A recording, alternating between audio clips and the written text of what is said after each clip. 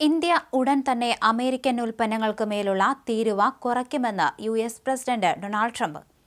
April 2-ന് പകരത്തിന് പകരം നികുതി ഏർപ്പെടുത്താനിരിക്കെയാണ് ട്രംപിന്റെ അവകാശവാദം. ഏപ്രിൽ 2 അമേരിക്കൻ വാണിജ്യ മേഖലയ്ക്ക് വിമോചന ദിനമെന്നാണ് അദ്ദേഹം വിശേഷിപ്പിച്ചിരിക്കുന്നത്.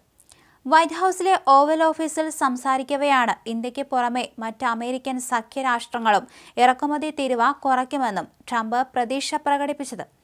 പകരത്തിന് പകരം നികുതി അമേരിക്കയുടെ സഖ്യരാഷ്ട്രങ്ങളെ ചൈനയോട് അടുപ്പിക്കുമെന്ന ആശങ്കകളെ അദ്ദേഹം തള്ളുകയും ചെയ്തു.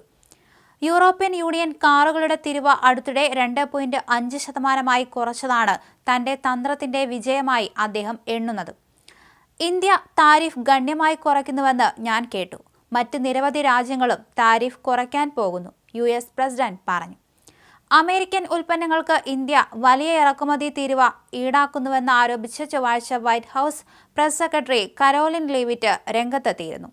ഇന്ത്യ ഉൾപ്പെടെ പല രാജ്യങ്ങളും അമേരിക്കയുടെ കാർഷിക ഉൽപ്പന്നങ്ങൾക്ക് 100% തീരുവ ചുമത്തുകയാണ്. ഈ രാജ്യങ്ങൾ വർഷങ്ങളായി അമേരിക്കയെ കൊള്ളയടിച്ചുകൊണ്ടിരിക്കുകയാണ് എന്ന് അവർ അഭിപ്രായപ്പെട്ടു. ഡൊണാൾഡ് ട്രംപ് പ്രഖ്യാപിച്ച താരിഫ് സമ്മർദ്ദത്തിലാണ് ആഗോള വിപണി. ട്രംപ് തുടങ്ങിവെച്ച വ്യാപാര യുദ്ധം ആഗോളതലത്തിൽ ഓഹരി വിപണികളിൽ പ്രകമ്പനങ്ങൾ സൃഷ്ടിക്കുകയാണ്. ഇതിന്റെ അനുരണനങ്ങൾ ഇന്ത്യൻ ഓഹരി വിപണികളിലും പ്രകടമായിരുന്നു. ഇപ്പോഴിതാ ഏപ്രിൽ 2-ന് ട്രംപ് പ്രഖ്യാപിച്ച 20% തീരുവ നിലവിൽ വരുന്നതോടെ കാര്യങ്ങൾ കീഴ്മേൽ മറിയുമോ എന്ന ആശങ്ക നിലനിന്ന അവസ്ഥയായിരുന്നു. വ്യാപാര യുദ്ധം മാന്ദ്യത്തിലേക്ക് നയിക്കുമെന്ന ആശങ്കയിലായിരുന്നു ആഗോള ഓഹരി വിപണി.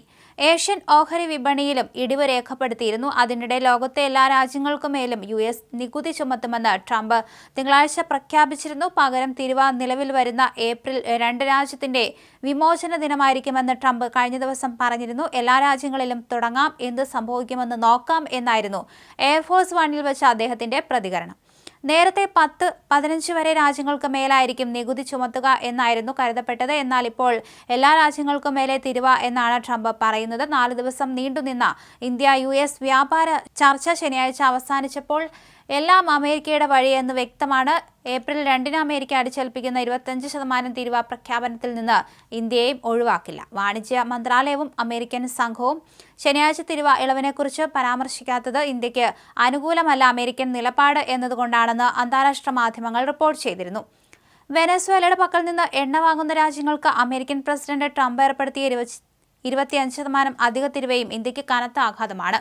കുറഞ്ഞ വിലയിൽ ലഭിക്കുന്ന അസംസ്കൃത എണ്ണയുടെ ലഭ്യത കുറയുന്നത് ആഭ്യന്തര വിപണിയിൽ വിലക്കയറ്റം രൂക്ഷമാക്കും. ബർബൻ വിസ്കി, ഉയർന്ന നിലവാരമുള്ള മോട്ടോർ സൈക്കിളുകൾ എന്നിവയുടെ താരിഫ് ഇന്ത്യ കുറച്ചിരുന്നു. എന്നാൽ ഈ വാഗ്ദാനങ്ങൾ ട്രംപിനെ പ്രീതിപ്പെടുത്തിയിരുന്നില്ല.